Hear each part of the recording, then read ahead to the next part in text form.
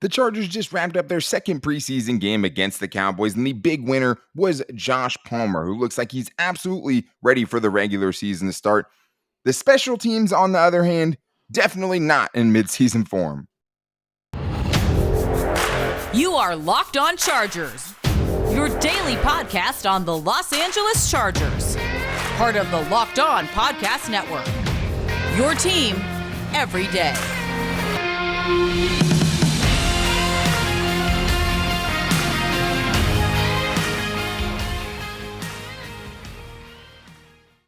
What is up, and welcome into the Locked On Chargers podcast. I'm your host, Daniel Wade, joined as always by my co-host, David Droegemeier, and we've been covering the Chargers together for over 6 seasons now, but we're headed into our 5th season as the host of the Locked On Chargers podcast, bringing you your team every day. Thank you guys so much for making us your first listen on this extra special episode recapping the Chargers' second preseason game. Happy to be here with you guys late on a Saturday night. But thank you guys for making us your first listen, and to make sure you never miss the show, go subscribe to the Locked On Chargers YouTube channel and also follow the show for free on all platforms, wherever you get your podcast from. But David, Josh Palmer was the big story coming out of preseason game number 2. He did not have a connection in week 1 with Chase Daniel.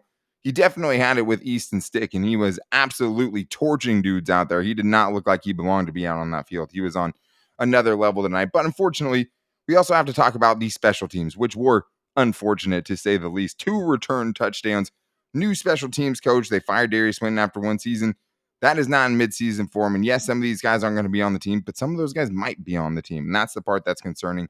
And I thought the Chargers got pushed around in the trenches. So we're getting into the biggest things we take away before we get deeper into stuff on Monday, like the right tackle position and maybe some of those other position battles. But this episode is brought to you by Elias. Their app lets you access team and player stats, head-to-head team comparisons. Give yourself the edge this NFL season. Find Elias Game Plan in the App Store or the Play Store today.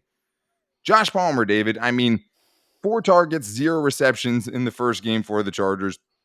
3 catches, 75 yards and a touchdown in the second preseason game.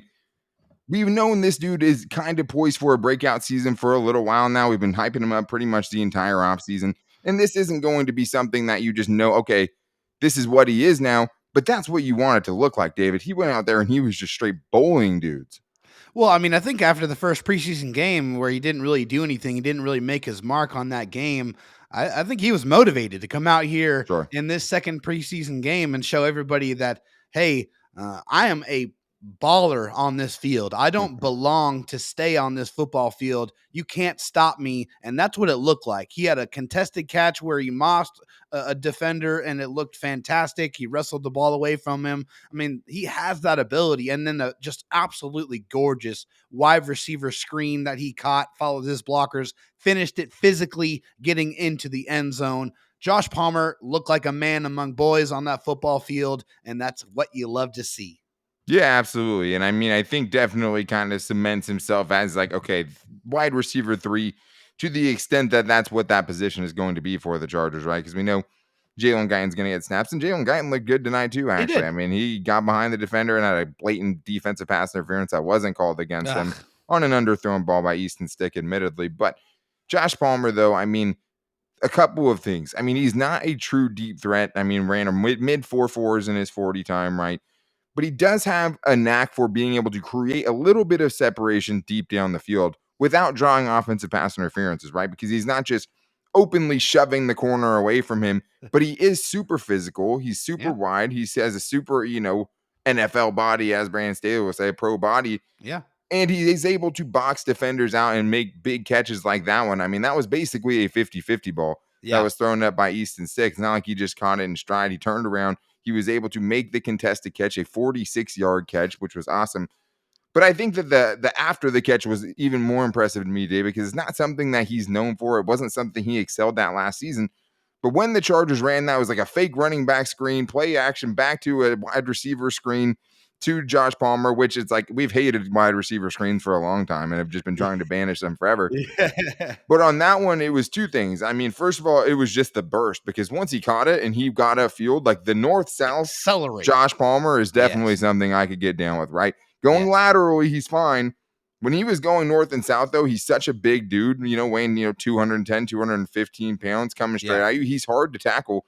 And then just the physical nature in the preseason, right? To get hit hard at the 5-yard line and drag another dude into the end zone, like all super promising because yes, it is preseason defenders he's going up against. He had another catch where he created a ton of separation on an outbreaking route that he looked really good in as well. Yes. Had a little bit after the catch there too, but it was those two things. It was the burst, which he's not really known for, and then it was also the physicality to finish that run in the end zone, something the Chargers have really lacked, I think, in years past. When I really appreciate that about Josh Palmer, but also the other thing I appreciate is the fact that he is a student of the game and he works incredibly hard.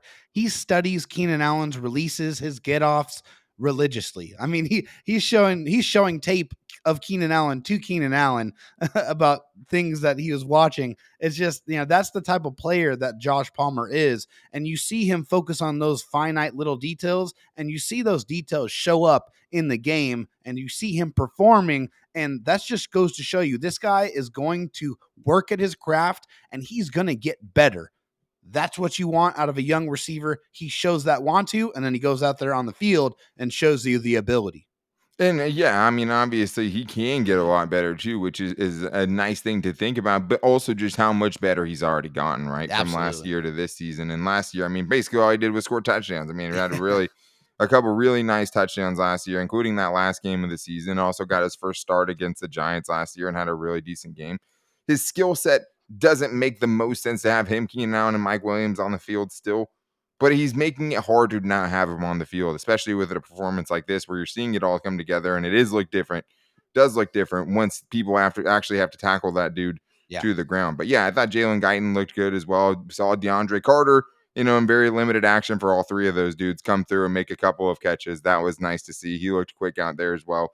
Yeah. And Michael 7-Eleven Bandy that I labeled him on Twitter because he's always open. Yes. And I think that it's still hard, David, for Michael Bandy to make the roster. Like, it's still hard to see the clear path unless they keep 6 wide receivers because he doesn't necessarily easily take any of the jobs in front of him, like the speed demon and Jalen Guyton, right, and the return man and DeAndre Carter.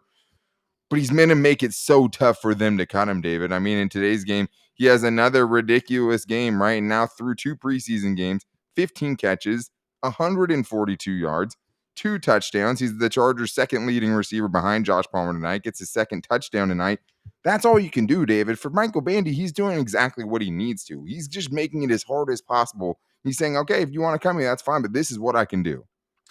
At the beginning of preseason, at the beginning of off-season workouts, the Chargers probably looked at their wide receiver depth chart and said, okay, there's 5 spots there. We already know. And that's what it was last year, right? That's how many they kept in 2021. Right. And that's going to be the end of it. No, we're not going to add anybody else. But Michael Bandy is making them look at that list again and say, man, I don't know. I might have to make a 6th slot there because Michael Bandy is catching everything thrown his way. He is making plays. He's doing absolutely everything in his power to make this decision unbelievably difficult for the Chargers. And that's all that Michael Bandy can do. He stays open, he makes his plays, and he wants a spot on this roster. And if he keeps on making those plays, the Chargers are going to have to think long and hard about that decision. I mean, it sucks because he could keep playing like this and he could not make the roster, right? But at the same time, this is all he can do. And like we've talked about many times before, this is an audition for him for other teams. As much as, Chargers fans probably don't want to hear that, like this is huge for Michael Bandy, and we're obviously wishing him success because the dude obviously has game. You see a lot of Wes Welker. I mean, quick little white receiver, easy to make that kind of comparison. But he's a good route runner. He has really good hands. He always gets open. I mean, those are traits teams friendly need. To the quarterback. The quarterbacks love throwing the ball to him. 100%. He even made a man miss and picked up a lot of extra yards tonight. So he has even a little bit of that to his game too. But just playing super well. And if there was ever a chance for him to make the roster, he's done everything he can to take it, right? And he'll have another game where he'll definitely play in preseason week 3. And he'll have a chance to go off again because, I mean, he's at a touchdown every game, right? At least 7 catches. Michael Bandy can feel good about everything that he put on tape here with the Chargers because he did everything that he could. He put literally everything that he had out there on the field. No, exactly. And, there's nothing. He'll know there's nothing else. He could have done. Exactly. He'll know he left it out on the field, no matter what happens. And, you have to take some solace in that. But that dude's trying to get a job. Right. And that's all he cares about right now. But that unfortunately wasn't the only takeaway. It was a very sloppy game by the Chargers, and it's the preseason. You don't want to overreact, but there's a lot of reason to be concerned about the special teams unit that was one of the worst in the entire NFL last season. And that unit gave up 2 return touchdowns tonight. So we're going to talk about that in the Chargers getting a little bit pushed around in the trenches coming up after this. But I do need to tell you guys that if you're ever in a pinch, there's one thing that you have to do, and that's you have to go and download the Dave app. Because with Dave, they are somewhere that's going to help you out and just talk to, give a thank you to future you, right? You're sending yourself some money with the Dave app. And the nice thing about the Dave app, it's a banking app that can get you $500 instantly with extra cash. And you can't change the past, but what if you get a little bit of help from your future self? That's what you're getting with Dave. You can finally tackle those expenses that have been stressing you out without any hangups. There's no interest, no credit check needed, and millions of people have already downloaded the Dave app to get the financial relief that they need with extra cash. So if you're in a pinch and you need some extra help, download the Dave app, and you can do that by downloading it at the App Store right now. That's DAVE. Sign up for extra cash account and get up to $500 instantly. For terms and conditions, go to dave.com/legal. Instant transfer fees apply. Banking provided by Evolve. Member FDIC. All right, David, we are here with the very special post-game show. Just wanted to get a little extra content for you guys out. And I know that's something, that we've been trying to do a lot this week. I had 6 podcasts this week, and now we're doing one on a Saturday night. And we want to be able to react to this with you guys. But it's hard to, look for things to talk about from this game specifically, David, without talking about the special teams unit. Because, no matter who's out there, there's no way to feel good about the disaster that we saw on Saturday night. No, not at all. It's just like, oh no, here we go again. This cannot be happening. The Chargers have done so much to try to overhaul this special teams unit. They had a special teams coordinator last year that unfortunately didn't do enough, didn't make enough of a change there to improve that unit. And then you go into this year with a new special teams coordinator, a new long snapper, a new punter. You signed your kicker long term. You feel like you got some good momentum going in that special teams area. And then tonight happens and you give up not 1, but 2 return touchdowns. Special teams touchdowns, when you give those up, it is crippling. And I'm not talking about the effect on this game because I don't care about the final score. That doesn't matter. It's when that happens in the regular season and you give up those points, those are points that are really hard to come back from because you're really putting your offense behind the 8 ball. And, man, those special teams are killer. So when you see that tonight, man, you're like, that's not going to cut it. It's got to get fixed before the regular season. It's just like one of those moments you're just like, we're going to do it again. Like, we're going to see this. It's going to be the same movie. And that is an overreaction, right? To some extent. Sure. Because you do have to let it play out. But, we also know how much room they had to go, right? I do think the punt unit will be better because I do think J.K. Scott at least brings some different things that will help them more. I agree. Than Ty Long did. But, distance-wise, he is average. And he hits the hang time. He hit a bomb on the punt return that got, returned in this game. But a 98-yard kickoff return by Kevontae Turpin, and then an 86-yard punt return by Kevontae Turpin. Maybe the Chargers should have brought in Kevontae Turpin. that dude looked really amazing. Good. He was making dudes miss for sure, but the kickoff return touchdown, he might have gone untouched. I'm not even fully, convinced somebody touched him on that return. Just a wide open lane. Right down the center of the field. That's just missed assignments, right? That's just bad football. That's sloppy football. Yep. And if it's coming to, Destin Hopkins in the hole to make a one-on-one tackle on a return, man, it's already too late. Yeah. Just the fact that they had 2 return touchdowns that didn't get called back by flags is miraculous on its own. But Dean Leonard, of course, on the punt return touchdown. It was tough because last week, right, first preseason game, he was a half second early in hitting the punt returner. Would have been a beautiful hit, right? Would have been really tough to hang on if he would have been able to time it correctly. Yeah. And on the punt return touchdown in this game, I saw it. I saw the moment where he slowed down a little bit because the dude didn't have the ball yet. And that half a second ended up costing him because then he had hesitated. He had lost his momentum a little bit. He was kind of got himself out of control and he missed the tackle. They had the best chance at a tackle on that play. But the thing is, David, is it is the preseason. It could be a little bit of an overreaction, but the schemes are the same, especially on special teams. Yeah, you're not going to pull out fake punts and stuff like that, but the discipline and even some of these players, because these players, David, a lot of these undrafted free agents, a lot of these guys at the end of the roster, this is how they make the team, is by going and playing on special teams. So as much as you can say, hey, these are third string guys, that's not necessarily like your third string punt unit, right? Because some of those dudes, if they do make the team, they're going to be part of it. It will be a different unit, but you can't feel good about that. Like it still should be much, much better. And it is a little concerning, at least. It is definitely concerning. Yeah, I mean, I'm not going to sit here and say, hey, this is the special teams unit you're going to see when the Chargers kick off against the Raiders. No, I'm not even certain it's going to be worse than it was last year, right? Right. I do think there are going to be improvements, but, when you see this happen in a game in any capacity, whether it's a regular season game or a preseason game, you are going to have some of those guys that are out there right now that are trying to earn a role, to try to win a job, that are going to be out there on special teams. There's going to be a couple of those guys. It's inevitable. And hey, if this is what they're putting on tape here to try to earn a job, it is not going to help their case at all. But there is a lot to learn from this. Whenever you make mistakes, there's a lot of things that the coaches can point out to correct, and hopefully they can make those corrections, and we can see a much better special teams unit in this third and final preseason game. Yeah, I mean, hopefully so. And I think the thing is just personal-wise, where did you get a lot better? You have the same kicker now in Dustin Hopkins. You didn't have him the whole season last year, so in that regard, you will improve. But you got a new punter, that should help. You got a new long snapper, that should help, right? But everything else, like the guys that are going to be playing that, we don't know yet. We don't know how much better they are. We don't know. Like, I don't know if DeAndre Carter's a better kickoff returner than Andre Roberts was, right? I mean, I know he'll probably be a better punt returner, but we haven't seen that really either. He looked good in training camp. Still have to see.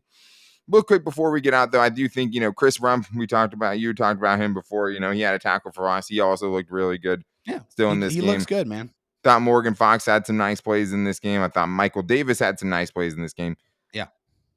Not a ton of other highlighted performances. We'll get more into some guys, especially offensive line stuff, but like in the trenches, I mean, the Chargers, none of their running backs could get anything going. I mean, Josh Kelly had a nice 9-yard run there. I mean, he shows some burst, but that's pretty much it. One guy had one 9-yard run is not quite the, statement of like not a lot of faith to be able to put running backs. Definitely not if you're pointing to a 9-yard rush is like, hey, somebody did something good. I mean, I think that kind of tells you what the night was. But I thought just like defensively, I mean, the Cowboys running game, I mean, they had a 69-yard drive where they threw the ball one time, and it ends up in a 1-yard touchdown run. I thought they got pushed around a little bit, and then the backup offensive line, I mean, it was hard to get really any kind of read on any of the running backs, really, David, just because, I mean, it's just, and like all those, like all your offensive linemen are important, right? So like, I mean, you can't really use your most valuable linemen out there, even your most valuable backups for a ton of time in the preseason. Like we know Storm Norton, Trey Pipkins are playing. We'll get more into them on Monday. We can go back and watch them. We'll see some, Jamari Sawyer, and we'll see all those other guys too. But like, God, they were getting manhandled. They were getting out physicaled really in the trenches, and I think that made a lot of things kind of hard to judge in this game. It did, and it really made for a really tough watch in that second half. I mean, really the whole game, but I mean, it was really hard to stay focused because there was just a lot of sloppy football there. The offensive line getting pushed back, the defensive line, especially towards the red zone, just getting caved in by the opposing offensive line. The running backs just seemingly torpedoing through everybody when getting into the end zone. It wasn't a very clean game. It was very sloppy, a lot to fix, and there's got to be a lot of improvement there. It was a very, very tough game to watch for the second preseason game.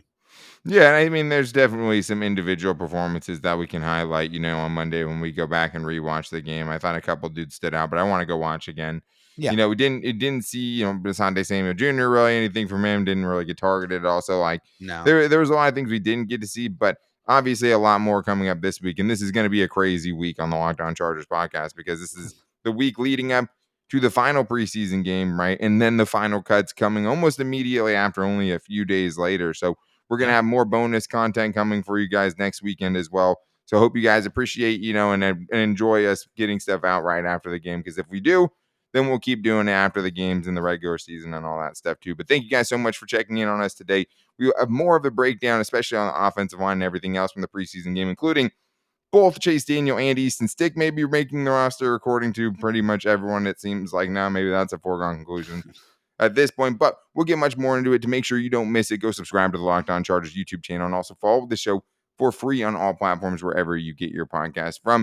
If you guys want to find the show, you can also find it on all of our social media. You can find me on Twitter at Dan Talk Sports and David Droegemeier on Twitter at DroTalkSD. You can also find the show on Twitter at LockedonLAC. And if you guys want to vent about a pretty sloppy preseason game, you can call into 323-524-7924. Thank you guys so much for making us your first listen today at 10:30, 11 almost p.m. that night Pacific time as of recording this. If you guys need a second listen, you guys can always go check out the Locked On Fantasy Football Podcast, especially with everything going on right now and most people having their fantasy draft soon. Make sure to check that out with the experts they have over there. A ton of years of fantasy football experience over there and definitely could help you win your league. But we will be back with you guys on Monday for a jam-packed week of shows with a lot to get into. But until then, take it easy and go Bolts.